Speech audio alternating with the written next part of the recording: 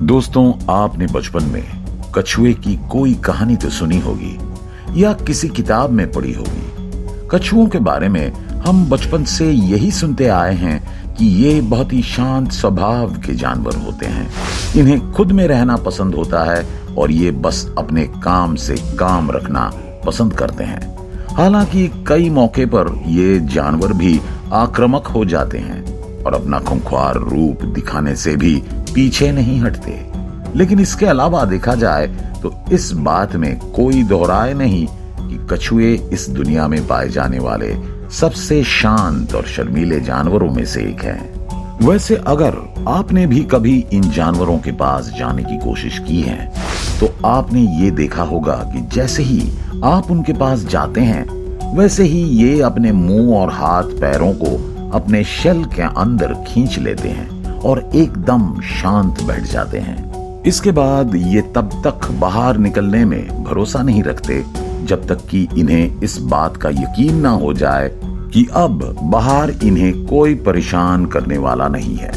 इन कछुओं के बारे में वैसे तो हम कई बातें जानते हैं और इनसे जुड़ी कई कहानियां भी हमने अपने बचपन में सुनी है। इन सब के अलावा एक बात तो इन कछुओं को खास बनाती है, वो ये कि कछुए इस धरती से पाए जाने वाले सबसे पुराने जीवों में से भी एक हैं। आज भी कई जगह पर जब खुदाई की जाती है तो उनमें से कछुआ के सदियों पुराने अवशेष देखने को मिल जाते हैं। खैर, ये तो हम जानते हैं कि कछुए दुनिया में सबसे पुराने जानवरों में से एक हैं और इसकी उम्र भी काफी अधिक होती है। लेकिन क्या आप ये जानते हैं कि इन कछुओं का जन्म कैसे होता है और ये बड़े कैसे होते हैं? शायद आपका भी जवाब होगा नहीं, लेकिन घबराने की कोई बात नहीं है, क्योंकि आज के इस वीडियो में हम आपको कछुओं की पूरी जिंदगी यानी लाइफ साइकिल ऑफ टर्टल के बारे में पूरी जानकारी देने वाले हैं। तो बने रहिए हमारे साथ वीडियो के अंत तक। लेकिन यहाँ आगे बढ़ने से पहले हम आपको कछुए से जुड़ी एक बेहद ही खास बात बताने वाले हैं। दरअसल हम कई बार टर्टल और टॉर्टोइज को लेकर कंफ्यूज हो जाते हैं और इन दोनों जानवर को एक ही समझ बैठते हैं। लेकिन वही अगर असलियत में देखें तो ये एक नहीं बल्कि दो अलग अलग जानवर हैं। हालांकि इनके शरीर में बहुत सामान्यता होती है, जिसके चलते इनमें अंतर करना बहुत मुश्किल हो जाता है। हिंदी में दोनों को यानी टर्टल और टॉर्टोइज को कछुआ ही कहा जाता है। इस कारण सब इन्हें एक ही जानवर मानते हैं। लेकिन यदि अंदर की बात करें तो टर्टल को जहां पानी में रहना अधिक पसंद होता है तो वहीं टॉर्टोइज को अक्सर ही जमीन पर भटकते हुए या आराम फरमाते हुए देखा जाता है। पानी और जमीन पर रहने के लिए इन दोनों के खाने में भी बहुत असमानता होती है। जैसे टर्टल एक ओमनिवोरस जानवर है जो घास और पौधों से लेकर जेलीफिश और पानी के दूसरे जीवों को अपना भोजन बनाता है, तो वहीं टॉर्टोइज एक हर्बीवोरस जानवर है जो घास से लेकर दूसरे पौधे और पत्तियों को खाकर अपना पेट भरता है। इसके अलावा जो चीज इन्हें अलग बनाती है वो है इनका शेल। दरअसल टर्टल की खोल पतली होने के कारण पानी के अनुकूल होती है, जिससे उसे पानी में रहने में आसानी होती है। जब इसी जगह टॉर्टोइज की खोल गोल और गुंबज जैसी नजर आती हैं। उनकी खोल के अलावा दोनों में अंतर करने का एक और तरीका है। दरअसल टर्टल के पैर चौड़े और मछलियों के पंखों की तरह होते हैं, जिसके चलते उन्हें पानी में तैरने में काफी मदद मिलती है। लेकिन वहीं टॉर्टोइज के पैर किसी हाथी की तरह मोटे होते हैं, जिसकी मदद से ये जमीन पर आसानी से चल लेते हैं। यही नहीं, टॉर्टोइज के मुकाबले टर्टल बड़ा होता है और इसके शरीर का वजन भी टॉर्टोइज से ज्यादा रहता है। हालांकि जीने के मामले में टर्टल जहां 20 से 40 साल ही जीने में सक्षम होते हैं, उसी जगह टॉर्टोइज का जीवन काल 80 से लेकर 150 साल तक देखा गया है। हालांकि कुछ मामले में ये कछुए काफी अधिक भी जी जाते हैं। जैसे इस दुनिया में सबसे ज्यादा उम्र वाला कछुआ आइलैंड ऑफ सेंट हेलेना में रहते हैं। इसकी उम्र कुछ महीने पहले ही 190 साल हुई हैं, जिसके चलते इसका नाम Guinness book of world record में भी दर्ज किया गया है।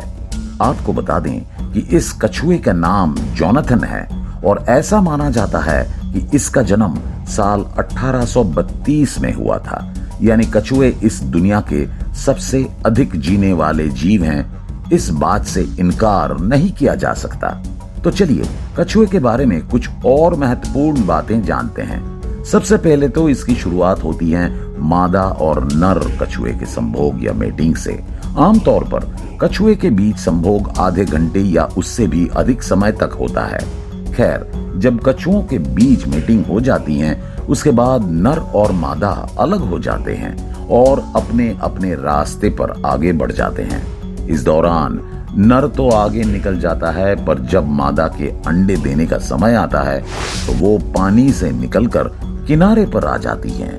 मादा को मेटिंग करने के बाद अंडे देने में करीब 1.5 महीने से भी अधिक समय लगता है।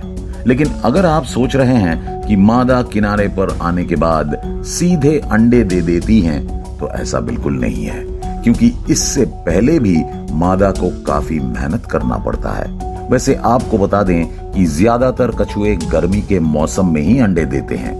ये मादाएं इस मौसम के दौरान बड़ी संख्या में समुद्री तट पर आ जाती हैं और मादा अंडे देने के लिए एक सही जगह का चुनाव करने में लग जाती हैं।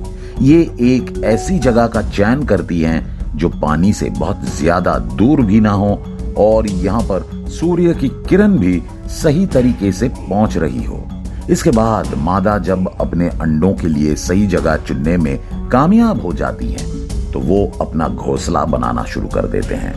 दरअसल ये मादाएं एक गड्ढे में अंडा देती हैं, जिसके लिए इन्हें तट पर एक गड्ढा भी खोदना पड़ता है। आपको बता दें कि इन गड्ढों की गहराई करीब 7-8 इंच तक होती है, जबकि इसे खोदने के लिए मादा अपने पंख जैसे पैरों का इस्तेमाल करती हैं। वो गड्ढे से लगातार मिट्टी खोद के बाहर डालती हैं। उस गड्ढे को बनाने में आमतौर पर मादा को आधे घंटे का समय लगता है। इसके बाद जब मादा कछुआ अपना घोंसला बनाकर तैयार कर लेती हैं, तो उनमें अंडा देना शुरू कर देती हैं। आपको बता दें कि एक मादा एक बार में 40 से लेकर 100 या उससे भी अधिक अंडे देने में सक्षम होती हैं। जब अंडे देने का काम पूरा हो जाता है, तो मादा अपने अंडे को फिर से अच्छी तरीके से मिट्टी से ढक देती हैं और पानी में चली जाती हैं। कछुए के बच्चे को अंडे से बाहर निकलने में 40 से लेकर 75 दिन का समय लगता है। इस दौरान जब बच्चे अंडे से बाहर निकलते हैं, तो खुद ही मिट्टी को हटाकर जमीन पर आने लगते हैं। इस समय उनके शरीर का आकार बहुत ही छोटा होता है और ये बेहद ही क्यूट नजर आते हैं। अंडों से बाहर आने और जमीन तक पहुंचने के बाद अब उन्हें अपनी मंजिल यानी पानी में जाना होता है। मगर इनका ये सफर भी काफी मुश्किल भरा होता है, क्योंकि ये कछुए बहुत छोटे होते हैं और साथ ही उनकी रफ्तार भी कम होती है। जबकि इस रास्ते में कई शिकारी उनके इंतजार में अपनी जाल बिछाए पहले से ही बैठे रहते हैं। दरअसल हम बात कर रहे हैं समुद्री पक्षियों, रैकून या फिर डॉग्स की, जो इन्हें देखते ही अपना शिकार बनाने के लिए इन पर टूट पड़ते हैं। कई बार तो केकड़े भी इन्हें खाने से पीछे नहीं हटते और इन्हें देखते ही इनका शिकार करने में लग जाते हैं। इस वजह से कई कछुए पानी में पहुंचने से पहले ही मर जाते हैं। हालांकि तब भी कई कछुए पानी तक पहुंच जाते हैं और तैरकर आगे बढ़ने लगते हैं। लेकिन इस दौरान इनका सामना पानी में मौजूद मछलियों से होता है, जो इन्हें खाने के लिए बिल्कुल तैयार होती हैं। जमीन और पानी के इन शिकारियों से बचकर आखिर में जो कछुए आगे निकल जाते हैं, वो मछलियों और दूसरे छोटे जीवों को खाकर बढ़ने लगते हैं। लेकिन एक बार जब वो बड़े हो जाते हैं, तो जेलीफिश दूसरे जीव और पौधों को खाना शुरू कर देते हैं।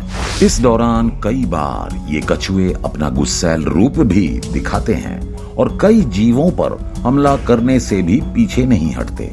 कई बार तो इनका हमला इतना खतरनाक होता है और देखने वाले भी हैरान रह जाते हैं। इसके अलावा इन दुनिया में इन कछुए की कुछ प्रजातियां ऐसी भी हैं जो अधिक भूख लगने पर दूसरे कछुए पर भी हमला कर देती हैं और उन्हें खा जाती हैं। खैर, अगर आगे बढ़े तो जब तक कछुआ पूरी तरह से व्यस्त हो जाता है तो वो भी मीटिंग के लिए मादा की तलाश करने लगता है।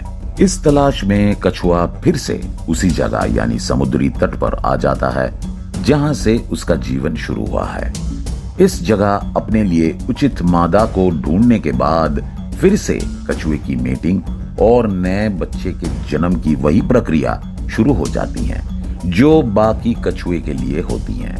दोस्तों, इसी तरह कछुए के संसार आगे बढ़ते रहते हैं और कछुए अपने चुनौती भरी जिंदगी को जीते रहते हैं।